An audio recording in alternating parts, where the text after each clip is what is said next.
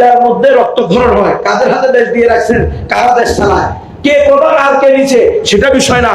আমরা এই দেশকে ভালোবাসি, এই দেশের জনগণকে ভালোবাসি, ইসলামকে ভালোবাসি, আল্লাহকে ভালোবাসি, আল্লাহ রাসূলকে ভালোবাসি।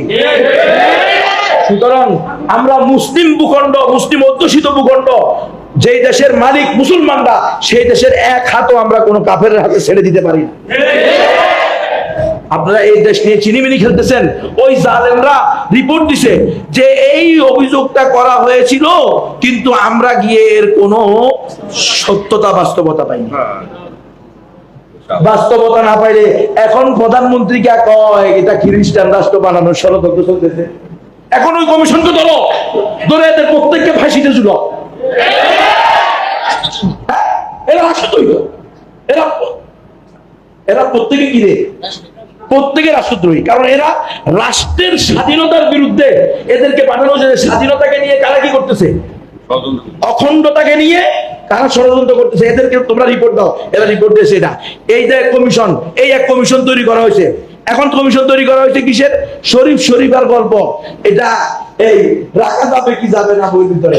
তো এই কমিশন রিপোর্ট দিছে যে শরীফ শরীফার গল্পের ভিতরে তো কোনো সমস্যা আমরা দেখি না। হ্যাঁ, আল্লাহ, এই ওয়াজ করছি ওই ইয়াতে মধুপুরে বিশ্ব এরকম বসে দেখো তো এই কমিশনের সবগুলা যার সন্তান।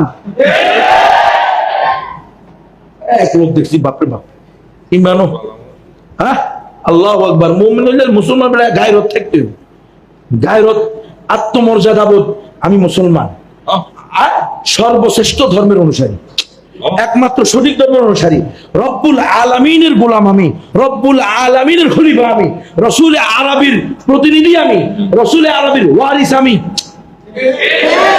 আমার কিসের ভয়? অজানা ভয়, অজানা ডর নিয়ে বসে আছেন। পুরা দেশকে, পুরা দেশ ইসলামকে আজকে ধ্বংসের মুখে ফেলে দেওয়া হয়েছে। আমরা শুধুমাত্র নিজে কিভাবে বাঁচবো, নিজের পরিবার কিভাবে বাঁচবে, নিজের পকেট কিভাবে ভরবে, এই চিন্তায় আজকে আমরা দ্বীন, ঈমান, ইসলাম সবকিছু খোয়াইতে বসছি। যার কারণে আজকে আমরা নিজেদেরকেও ভুলে যাইতেছি। নিজেরা নিজেদেরকে ভুলে যাবে। এই আজকে আমরা আমাদেরকে বলেছি, আমরা তো এলাম শাসক জাতি, আজকে আমরা হয়ে গেছি শাসিত জাতি। আমরা ছিলাম বাদশাহ জাতি, আল্লাহ আমাদেরকে বাদশাহ হিসেবে পাঠিয়েছেন।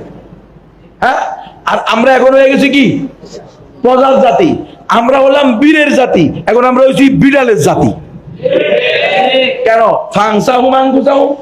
আপনারা ভুলে গেছেন, কারণ আল্লাহর বিধানকে ছেড়ে দিয়েছেন, আল্লাহর ফরজ বিধানকে ছেড়ে দিয়েছেন। আল্লাহ তাআলা যেটাকে ফরজ করছে ওটাকে সন্ত্রাসী বলতেছেন, ওটাকে জঙ্গিবাদ বলতেছেন, ওটাকে উগ্রবাদ বলতেছেন, ওটাকে অতি জজবাদী তরুণ বলতেছেন। যার যেমনি মন চায় এমনি গালি দিয়েছেন। কে? এটা আল্লাহর দেওয়া বিধান না। আপনি কোন ভাবে বলবেন বলেন? ওরা তো চাই যে আপনি আল্লাহর দেওয়া শব্দগুলো বলবেন না। কোথায় আজকে গায়রাত? কোথায় আজকে? তো সরকারি মাদ্রাসা আলেমদেরকে যদি আপনি বলেন এরা আলেম না, তো দেখবেন তেলে বেগুনে জ্বলে উঠবে। জ্বলবে কি জ্বলবে না? কিন্তু ওই কমিশন যারা শরীফ শরীফের গল্পের পক্ষে কথা বলছে, তারা বলছে আরো একটা প্রশ্ন, সেটা হলো এই গল্প ঢুকানো হয়েছে সরকারি স্কুল, সরকারি মাদ্রাসায়, সেখান থেকে কোনো অভিযোগ নাই। হেফাজতওয়ালাদের কেন ঘুম নাই? পাড়া প্রতিবেশীর ঘুম নাই, যার বিয়া তার খবর নাই। এটা তোমরা বুঝবে না, এটা আমরা বুঝি। কারণ হেফাজতে ইসলাম, ইসলাম হেফাজতের দায়িত্ব নিয়েছে। আল্লাহ তাআলা ইসলামকে হেফাজতের দায়িত্ব মুসলমানদেরকে দিয়েছে। আল্লাহ তাআলা ইসলামের কোন প্রকার কমি বাড়তি, ইসলামের ভিতরে কোনো কিছু বাড়াবে, কোনো কিছু কমাবে, এই ধরনের কাজ যাতে হতে না পারে, এই জন্য ইসলামের পাহারাদার বানাইছে উলামায়ে কেরামদেরকে। সুতরাং কওমি উলামায়ে কেরাম, দেওবন্দি উলামায়ে কেরাম, এরা নিজেদের উদ্দেশ্যে, লাভের উদ্দেশ্যে, কল্যাণের উদ্দেশ্যে এগুলো করে না, আল্লাহর বিধান পালন করার এগুলো করে। মার তো আমরা খাইছি, গুম তো আমরা হচ্ছি, জেল তো আমরা খাচ্ছি, এরপরেও আমরা বলতেছি শরীফ শরীফার গল্প যদি বাংলাদেশের শিক্ষা সিলেবাসে থাকে, এই দেশের মুসলমান প্রয়োজনে এই শিক্ষাকে বয়কট করবে, তবুও নিজেদের সন্তানকে নাস্তিক্যবাদ শিক্ষা দিবে না।